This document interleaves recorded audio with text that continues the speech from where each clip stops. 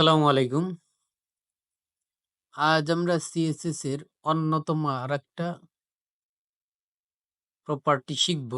CSS বলতে আমরা ওয়েবসাইটের ওভারঅল ওয়েবসাইটের দেখব। সেটা হলো ওয়েবসাইট লেআউট। লেআউটটা সাধারণত বলতে আমরা প্রাথমিকভাবে বুঝি আমরা স্ক্রিনটা আপনারা যেহেতু ভিডিও দেখতেছেন, ভিডিওতে যে স্ক্রিনটা দেখা যাচ্ছে এইটাই লেআউট। প্রত্যেকটা কম্পিউটারের যে ডিসপ্লেটা দেখা যাচ্ছে, যা দেখা যাচ্ছে এটাই হলো লেআউট। তো লেআউটের মধ্যে আরো অনেক ডিফারেন্ট আছে। তো আমরা ছোট্ট করে একটু সংজ্ঞাটা দেখে নেই। এ website is often divided into header, menu, content and ফুটার। অর্থাৎ একটা ওয়েবসাইটকে বিভিন্ন ভাগে ভাগ করা হয়। একটা লেআউটকে বিভিন্ন ভাগে ভাগ করা হয়। ওভারঅলটা মিলেই হলো লেআউট। তো দেখি কি কি ভাগে ভাগ করা হয়। একটা ওয়েবসাইটের একটা হেডার সেকশন থাকে, উপরে থাকে। তো আর কি থাকে, এই হেডারের সেকশনের মধ্যে অনেক সময় দেখবেন যে মেনু থাকে, নেভিগেশন মেনু আমরা যেটাকে বলি। এক পেজ থেকে আর এক পেজে সুইচ করে চলে যায়, যেটা ক্লিক করলে দেখুন হোম, অ্যাবাউট ইত্যাদি ইত্যাদি, কন্টাক্ট মেনু। তো এটা অনেক সময় হেডারের মধ্যেও থাকে, অনেক ক্ষেত্রে দেখবেন হেডারের নিচে থাকে। তো যাই হোক, ওভারঅল আমাদের মেনু থাকে। দেন কন্টেন্ট। কন্টেন্ট বলতে ওভারঅল সব কিছুকেই কিন্তু আমরা কন্টেন্ট বলে থাকি। ওয়েবসাইটের মধ্যে যে কোনো লেখা, ইমেজ, ভিডিও, অডিও হোক, যা কিছুই হোক না কেন সবগুলো কিন্তু আমরা কন্টেন্ট হিসেবে ধরে থাকি, সেটা থাকে। এবং আমাদের একটা সেকশন থাকে সর্বনিচে, দেখবেন যে ওটার মধ্যে কিছু গুরুত্বপূর্ণ তথ্য লেখা থাকে। ইভেন অনেক অনেক ওয়েবসাইটের ক্ষেত্রে ওইখানে অ্যাবাউট, এই ওয়েবসাইটের সম্পর্কে ছোট্ট কিছু ডিসক্রিপশনও দেয়া থাকে ছোট্ট করে, এবং গুরুত্বপূর্ণ কিছু লিঙ্ক দেয়া থাকে। তো যাই হোক, আমরা যখন রিয়েল ওয়ার্ল্ডের ওয়েবসাইটগুলো করব, টেমপ্লেট করব, তখন আরো বিস্তারিত জানবো। এবং আর একটা বিষয় থাকে, সেটা হলো সাইড বার। অনেক অনেক ওয়েবসাইটের ক্ষেত্রে সেটা দেখবেন সাইড বার, সাইডে হয়তো লেফট সাইড অথবা রাইট সাইডে উপর নিচে করে কিছু একটা থাকে। সেটা ইমেজ হতে পারে, ছবি হতে পারে, কোনো লিঙ্ক হতে পারে। তো এগুলো থাকে। তো আমি আপনাদের এটা দেখানোর জন্য ছোট্ট একটা ড্র করেছি। এটাতে আপনারা একটু দেখলে হয়তো বুঝলেও বুঝতে পারেন। আশা করি সেটা আপনারা বুঝবেন এতগুলো কথা বলার পরে। তো চলুন সেটা আমরা দেখে নিই। এখানে লক্ষ্য করুন, এটা আমি ইমেজ হিসেবে না, এটা একটা draw.io এর ফাইল। এইটা আমি আপনাদের দেখাচ্ছি। এইখানে দেখুন, এখানে আমাদের হেডারটা একদম উপরে আছে। দেন আমাদের কোথায় আছে, ন্যাব। ন্যাব মানে এই যে নেভিগেশন যেটাকে বললাম, মেনু। এই মেনু সেকশনটা আমাদের এইখানে। দেন আমাদের এখানে লক্ষ্য করুন, এখানে এই সেকশনটা আমাদের মেইন কন্টেন্ট গুলো থাকে আমাদের এইখানে। সেটা ইমেজ, ছবি, যে কোনো টেক্সট, গুরুত্বপূর্ণ তথ্যগুলো এখানে থাকে। দেন আমরা রাইট সাইডে একটা অপশন দেখতে পাচ্ছি, লেখা দেখতে পাচ্ছি সাইড বার। এই সাইড বারের জন্য একটা বক্স ক্রিয়েট করছি। এইরকম পজিশনে আমাদের সাইড বার কিন্তু থাকে। অনেক ক্ষেত্রে সেটা দেখবেন সাইড মেনু হতে পারে। দেখা যাচ্ছে উপরে হেডার সেকশনের পরে নেভ সেকশনে আমাদের মেনু ঠিকই আছে। এইখানেও কিছু গুরুত্বপূর্ণ মেনু দেয়া আছে, যেটা হলো এই পেজের সাথে লিঙ্ক। আর সাধারণত নেভিগেশন মেনুগুলো দেখা যাচ্ছে এক পেজ থেকে অন্য পেজে সুইচ করার লিঙ্কগুলো থাকে, এবং এই সাইড বারের মেনু সাধারণত এই পেজের মধ্যেই এটা হলো সুইচ করে। ওকে। দেন আমাদের সর্বনিম্নে, এটা আমি লিখে দেইনি, এটা হলো ফুটার। এই ফুটারে আমাদের এইভাবে কিছু একটা থাকে।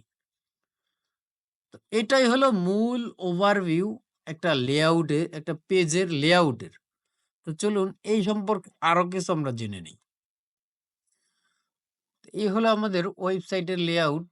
এই লেআউট সম্পর্কে আর যা যা বিষয় আমরা জানতে পারবো, সেটা হলো এই লেআউট কিন্তু আমাদের বিভিন্ন ডিভাইসের জন্য আলাদা আলাদা হয়ে থাকে। যেমন আমাদের মোবাইলের একবারে ছোট মোবাইলের জন্য আমরা যখন ১ম এই আমরা Facebook, YouTube বা অন্যান্য বিষয়গুলো ভিজিট করতে পারি, দেখা যাচ্ছে আমাদের টাচ ফোনটা অনেক ক্ষেত্রে বাটনও ছিল, সাথে টাচও ছিল এবং অনেক ছোট, ছোট ফোন ছিল। তো সেই ক্ষেত্রে তখন আমাদের এত ওয়াইড স্ক্রিনের মোবাইল আসেনি।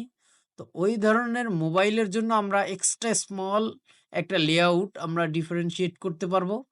তো ওইটা ওই মোবাইলের স্মল মোবাইলের ডিভাইসের জন্য আমরা আমাদের এই লেআউটের একটা সাইজ করব।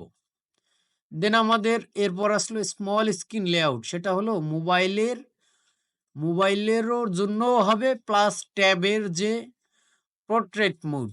আপনারা জানেন, যারা মাইক্রোসফট ওয়ার্ডে আমি দেখিয়েছিলাম যে মাইক্রোসফট ওয়ার্ড যারা ইউজ করতে পারেন তারা এই ২ টা কথার সাথে পরিচিত।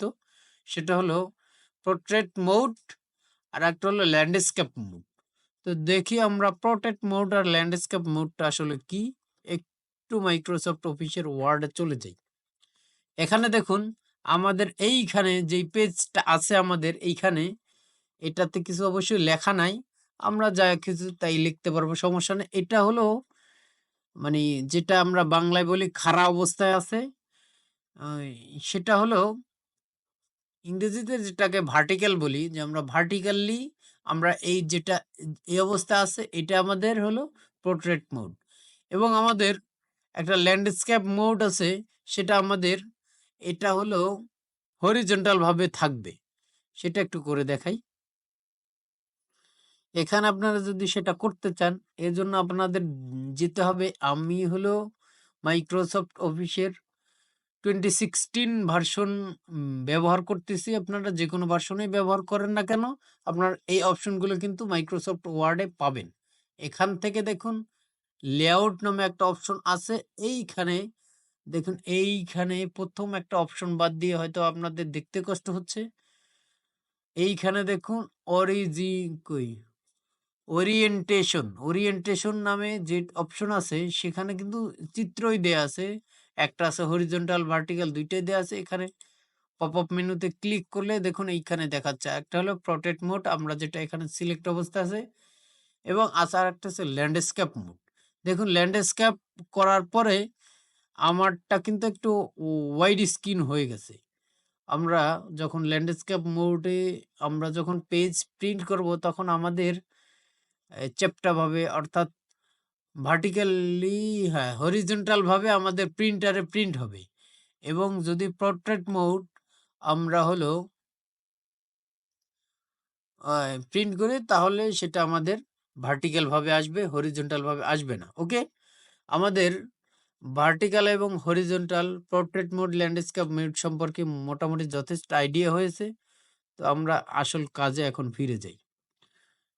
লক্ষ্য করুন, এখন আমরা চলে আসলাম যে medium screen layout. Medium screen লেআউটের মধ্যে আমাদের যেমন ল্যাপটপ আছে এবং ট্যাবলেটের ল্যান্ডস্কেপ মোড। আমি এইমাত্র যেটা দেখিয়েছিলাম, ট্যাবলেটটা যখন আপনি কাত করলে আমাদের ওয়াইড স্ক্রিনটা আসে। তো ওয়াইড স্ক্রিন এবং ল্যাপটপ মোটামুটি স্ক্রিনটা একদম, অনেক ক্ষেত্রে মিনি ল্যাপটপ যেগুলো নোটবুক আছে ওইগুলো স্ক্রিন কাছাকাছি হয়ে থাকে।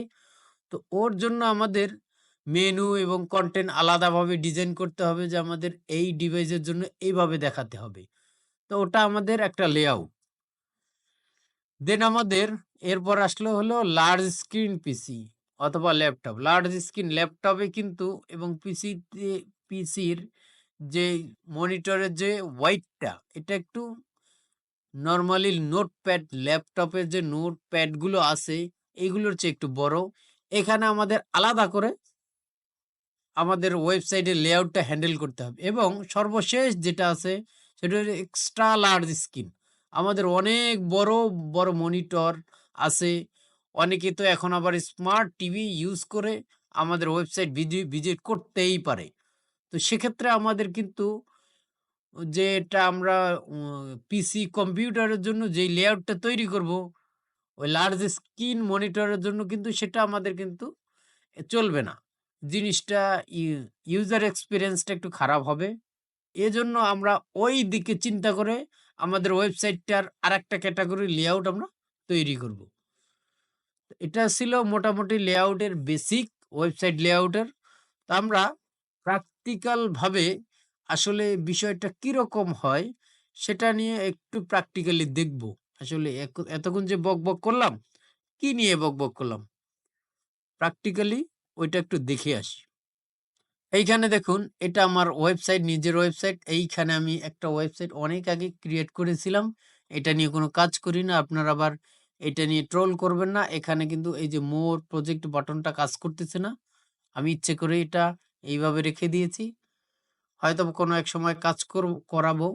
এটা কিন্তু ফ্রি হোস্টিং। এখানে দেখুন আমার কোনো ডোমেইন হোস্টিং কেনা না। Free hosting, free domain. আমি Google Firebase এ এটা ডিপ্লয় করেছি।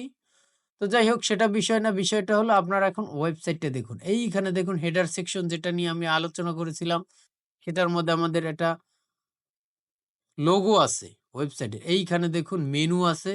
এই মেনুতে আবার যদি ক্লিক করি, আমাদের কিন্তু এই যে পেজ সুইচ করে অন্য পেজে চলে আসছে। এইখানে, এখানে আমার এখানে লোড হচ্ছে।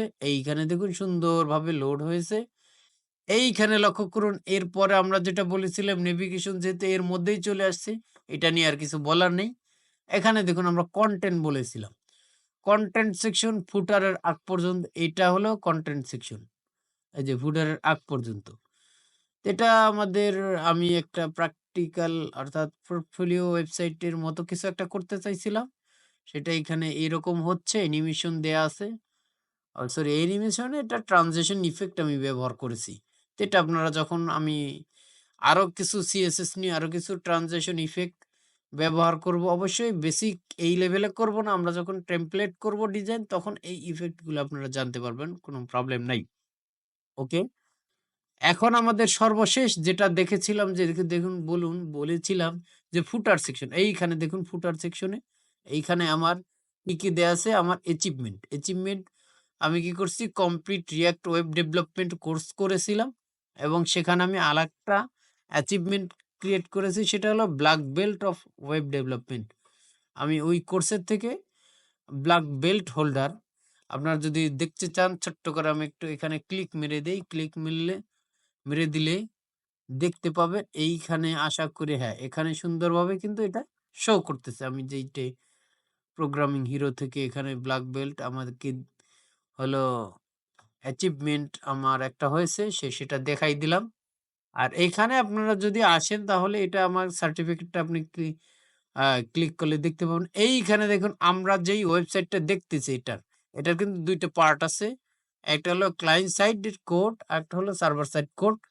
এটা আপনারা আজ পর্যন্ত আমি যে GitHub গুলো দেখিয়েছি কোড, এখানে ক্লিক করলে আপনারা ওখানে চলে যাবেন। আমি সময় বাঁচানোর তাগিদে আপনার ক্লিক করে দেখাচ্ছি না। আপনারা যদি এখানে আসেন, তো সেক্ষেত্রে আপনার ক্লিক করে চলে যাবেন ওখানে দেখার জন্য।